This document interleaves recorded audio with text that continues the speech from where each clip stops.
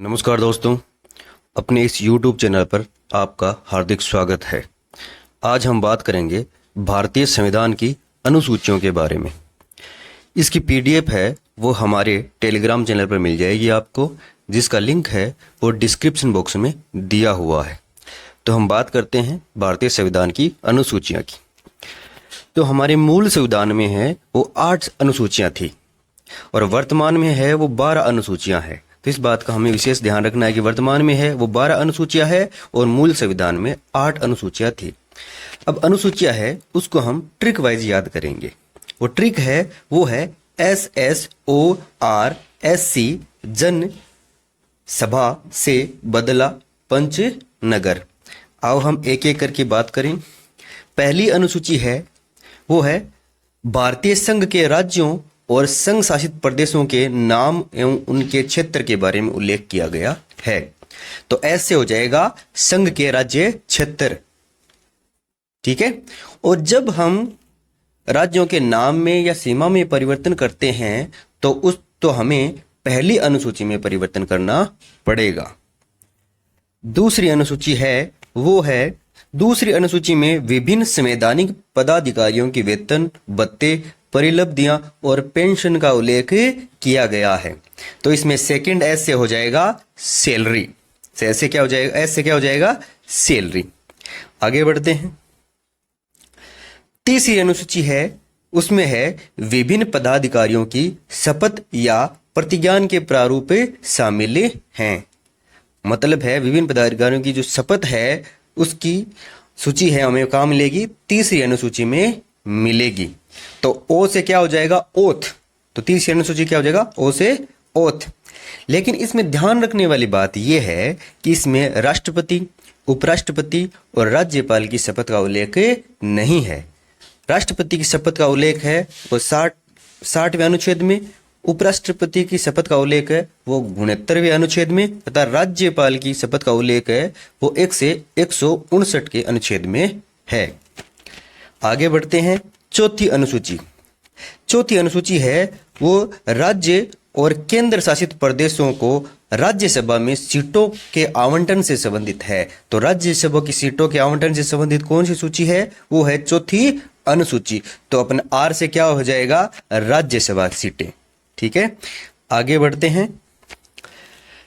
पांचवी अनुसूची है वो है इसमें भारत में अनुसूचित क्षेत्रों और अनुसूचित जनजातीय क्षेत्रों के प्रशासन और नियंत्रण से संबंधित प्रावधान शामिल है। तो पांचवी अनुसूची का क्या हो जाएगा? एससी से क्या हो जाएगा? अनुसूचित और अनुसूचित जनजातीय क्षेत्र के प्रशासन और नियंत्रण से संबंधित हो जाएगा।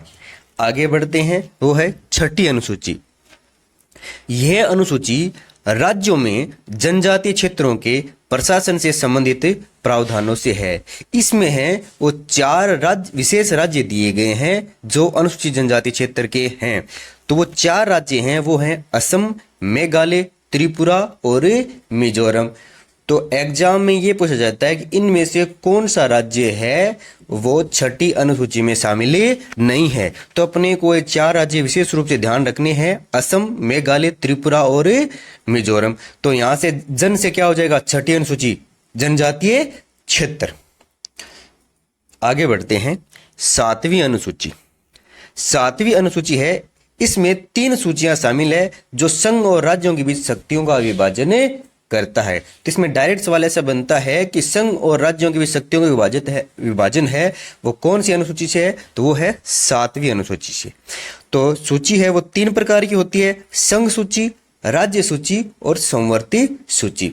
संघ सूची वो है जिस पर केंद्र सरकार नियम बना सकती है और इसमें फिलहाल विषय है वो है 98। अगली है वो है समवर्ती सूची। समवर्ती सूची वो सूची है जिसमें केंद्र तथा राज्य दोनों नियम बना सकते हैं और उसके फिलहाल विषय है वो है 52। और तीसरी सूची है वो है राज्य सूची। राज्य सूची वो है जिसमें केवल राज्य नियम बना सकती है और इसमें विषय है वो है 59। तो यहां से क्या हो जाएगा? समवर्ती सूची, यानी 7वीं अनुसूची में क्या हो जाएगा? से क्या हो जाएगा? सूचियां हो जाएगा। तो 8वीं अनुसूची है वो है भाषा से संबंधित है। तो इसमें 22 भारतीय भाषाओं को शामिल किया गया है जिन्हें भारतीय संविधान द्वारा मान्यता प्राप्त है, और मूल संविधान में है वो थी 14 भाषाएं थी। 21वें संविधान संशोधन जो 1967 में हुआ था उसमें 15वीं भाषा है वो सिंधी भाषा को जोड़ा गया, और 71वां संविधान संशोधन 1992 में है उसमें 3 भाषाओं को जोड़ा गया, जिसे हम ट्रिक से याद रख सकते हैं कॉमन। को से हो जाएगा कोंकणी, मैं से हो जाएगा मणिपुरी, न से हो जाएगा नेपाली। अगला 92वां संविधान संशोधन 2003, इसमें 4 भाषाओं को जोड़ा गया, मैथिली, बोडो, डोगरी और संथाली, जिसे हम ट्रिक से याद कर सकते हैं MBDS। M से क्या हो जाएगा मैथिली, B से बोडो, D से डोगरी और S से क्या हो जाएगा संथाली हो जाएगी। तो वर्तमान में कितनी भाषाएं हैं 22 भाषाएं हैं, और ट्रिक में देखें तो भाषा क्या हो जाएगा भाषा हो जाएगा। ठीक है, आगे बढ़ते हैं। आगे 9वीं अनुसूची 9वीं अनुसूची है वो है जमींदारी प्रथा के उन्मूलन, भूमि सुधार, संपत्ति अधिग्रहण से संबंधित राज्य विधानसभाओं द्वारा पारित अधिनियमों और विनियमों को इस अनुसूची के तहत वर्णित किया गया है। तो 9वीं अनुसूची तो बदला से क्या हो जाएगा, से क्या हो जाएगा संपत्ति का अधिग्रहण हो जाएगा। यह है वो प्रथम संविधान संशोधन 1952 के तहत जोड़ी गई, और इसमें ध्यान रखने वाली बात यह है वर्तमान में इसकी न्यायिक समीक्षा की जा सकती है। 10वीं अनुसूची है वो है दल बदल कानून से। तो बदला से क्या हो जाएगा 10वीं अनुसूची दल बदल कानून। यह दल बदल विरोधी कानून से संबंधित प्रावधानों से संबंधित है, अर्थात संसद और राज्य विधानमंडल के सदस्यों को दल बदल के आधार पर अयोग्य ठहराया जा सकता है। और ये जो सूची है वो 52वां संविधान संशोधन 1985 के द्वारा जोड़ी गई। आगे बढ़ते हैं 11वीं अनुसूची। 11वीं अनुसूची है वो पंचायती व्यवस्था से संबंधित है। तो पंच से क्या हो जाएगा पंचायती अपनी 11वीं अनुसूची हो जाएगी। इस अनुसूची में पंचायतों की शक्ति, अधिकार और उत्तरदायित्व से संबंधित 29 विषयों का वर्णन किया गया है, और यह है 73वां संविधान संशोधन 1992 के द्वारा जोड़ी गई। तो इसमें 2 सवाल बनते हैं, एक तो है कि इसमें विषय कितने हैं 29 विषय, और एक कौन से संविधान संशोधन के द्वारा जोड़ी गई 73वें संविधान संशोधन के द्वारा। अगला है वो 12वीं अनुसूची। 12वीं अनुसूची है वो है नगर पालिका से संबंधित। तो नगर से क्या हो जाएगी 12वीं अनुसूची। इस अनुसूची में नगर पालिकाओं की शक्ति, अधिकार, उत्तरदायित्व से संबंधित 18 विषयों का वर्णन किया गया है, और यह 74वां संविधान संशोधन 1992 द्वारा जोड़ी गई है। इस तरीके से हमने क्या 12 अनुसूची तैयार कर ली। आगे हैं वो अनुसूचियों से संबंधित जो महत्वपूर्ण सवाल हैं पिछले एग्जाम में आए गए उनके बारे में बात करते हैं। तो पहला सवाल है वो है संविधान की किस अनुसूची में राज्यसभा की सीटों का राज्यवार आवंटन निम्नलिखित है। तो अपन ने पढ़ा था कि राज्यसभा की सीटों का आवंटन कौन सी अनुसूची में है, वो हो जाए 4थी अनुसूची में। तो उत्तर ए अपना क्या हो जाएगा राइट हो जाएगा। 4थी अनुसूची है वो ए, उत्तर अपना क्या हो जाएगा राइट हो जाएगा। अगला सवाल है निम्नलिखित में से कौन सा विषय भारत के संविधान की 11वीं अनुसूची में सूचीबद्ध नहीं है। तो वो विषय है जैसे पशुपालन, लघु उद्योग, कांजी हाउस, बाजार एवं मेले।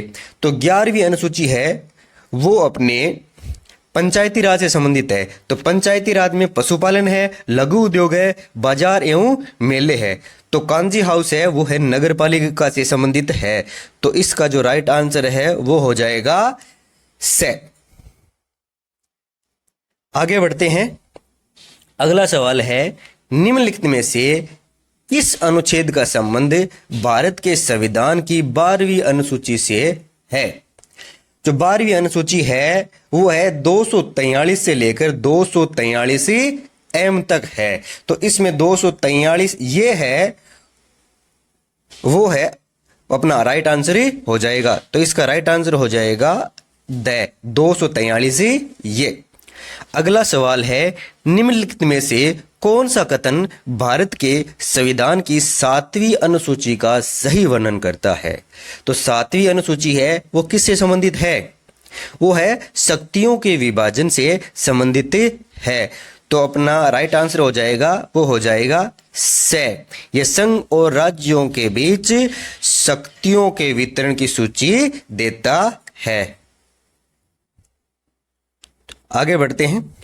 अगला सवाल है, भारतीय संविधान की कौन सी अनुसूची दल बदल विरोधी कानून से संबंधित है? तो दल बदल विरोधी कानून से संबंधित है वो है अपनी 10वीं अनुसूची, जो 52वें संविधान संशोधन के द्वारा जोड़ी गई। तो इसका राइट आंसर हो जाएगा से, 10वीं अनुसूची। अगला सवाल है, भारत के संविधान की 8वीं अनुसूची में अनुसूचित भाषाओं में सही समूह को पहचान कीजिए। तो 8वीं अनुसूची में है वो ध्यान रखने वाली बात है कि अंग्रेजी है वो 8वीं अनुसूची में शामिल नहीं है। ये सबसे इंपॉर्टेंट बात है। तो इसमें पहले ऑप्शन में बांग्ला, अंग्रेजी, संस्कृत, दूसरे में अंग्रेजी, हिंदी, संस्कृत, तीसरे में संताली, हिंदी, संस्कृत, चौथे में गुजराती, मराठी, अंग्रेजी। अंग्रेजी तीनों में है, बाकी में अंग्रेजी से में अंग्रेजी नहीं है। तो इसका राइट आंसर हो जाएगा से, संताली, हिंदी, संस्कृत। आगे बढ़ते हैं। 7वां सवाल है, भारत के संविधान में 10वीं अनुसूची किसके माध्यम से पेश की गई? तो 10वीं अनुसूची है वो 52वां संविधान संशोधन 1985 के तहत पेश की गई। तो इसका राइट आंसर हो जाएगा ए, 1985 का 52वां संविधान संशोधन। अगला सवाल है, भारत के संविधान की किस अनुसूची के तहत राज्य में राज्यपाल द्वारा मंत्री को पद एवं गोपनीयता की शपथ दिलाई जाती है? तो है शपथ से संबंधित है वो है 3री अनुसूची, ओथ। शपथ से संबंधित कौन सी अनुसूची है? 3री। तो इसका राइट आंसर हो जाएगा से, 3री अनुसूची। आगे बढ़ते हैं। अगला सवाल है, संविधान की 11वीं अनुसूची में पंचायत से संबंधित कितने विषय हैं? तो 11वीं अनुसूची में कितने विषय हैं? 29 विषय हैं। तो इसका राइट आंसर हो जाएगा वो है द, 29 मध्य। अगला सवाल है, भारतीय संविधान में 9वीं अनुसूची परिवर्तित हुई, 9वीं अनुसूची कब जोड़ी गई? तो 9वीं अनुसूची है वो प्रथम संविधान संशोधन 1951 के द्वारा जोड़ी गई। तो इसका राइट आंसर हो जाएगा ए, प्रथम संविधान संशोधन द्वारा 1951 में जोड़ी गई। अगला सवाल है, पंचायती राज को संविधान की किस अनुसूची में शामिल किया गया है? तो पंचायती राज को 73वें संविधान संशोधन द्वारा संविधान की 11वीं अनुसूची में शामिल किया गया है। तो इसका राइट आंसर हो जाएगा ब, 11वीं अनुसूची। अगला सवाल है, संविधान की 8वीं अनुसूची में कितनी भारतीय भाषाओं का वर्णन का उल्लेख किया गया है? तो संविधान में वर्तमान में है वो 22 भाषाओं का उल्लेख किया गया है। तो इसका राइट आंसर हो जाएगा ब, 22 भाषाएं। आगे बढ़ते हैं।